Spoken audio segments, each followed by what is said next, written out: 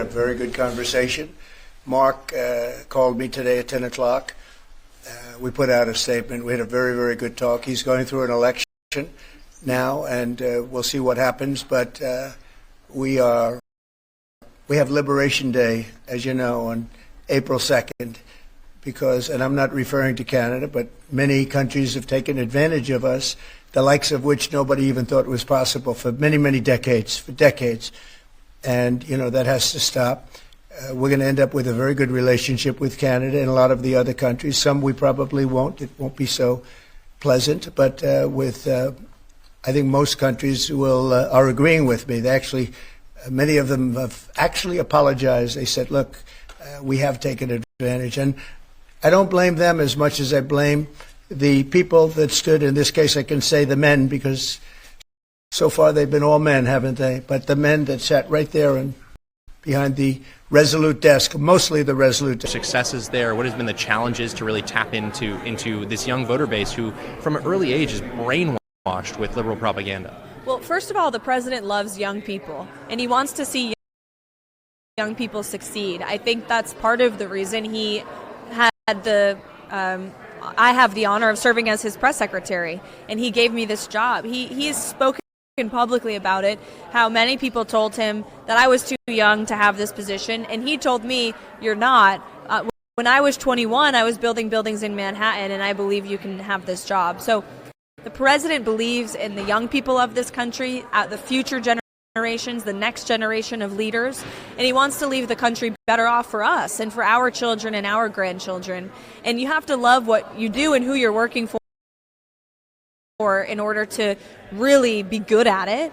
And that's why the president is implementing policies that are going to help young people for generations to come.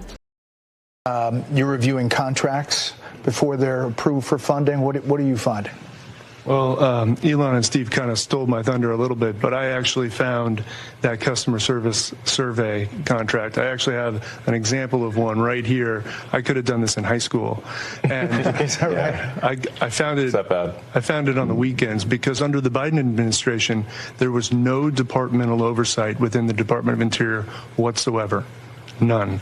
We are now reviewing every single contract, every single grant, and when things come to my attention that don't make sense, I'm bringing them to Secretary Burgum, and he's been fantastic. He's a businessman. He's very supportive of DOGE. It's been wonderful to work with him.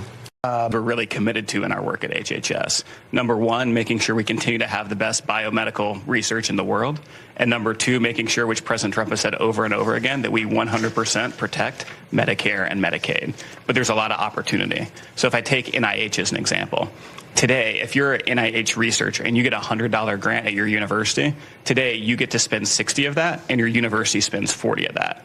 The policy that we're proposing to make is that you get to spend 85 of that and your university spends 15. So that's more money going directly to the scientists who are discovering new cures.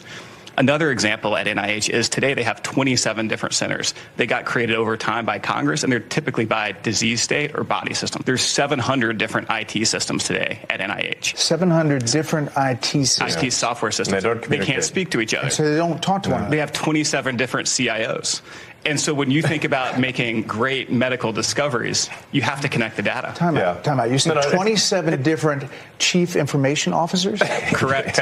And most of them are non-technical. So there's a lot there. There's a lot of opportunity. It will make science better. No. What's the most astonishing thing you've found out in this process?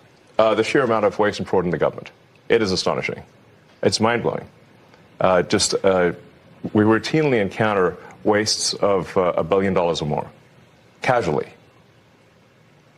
For example, like the simple survey that was literally 10-question survey that you could do with SurveyMonkey, cost you about $10,000.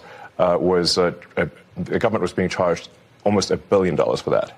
For just the survey? $1 billion for a simple online survey. Do you like the national park?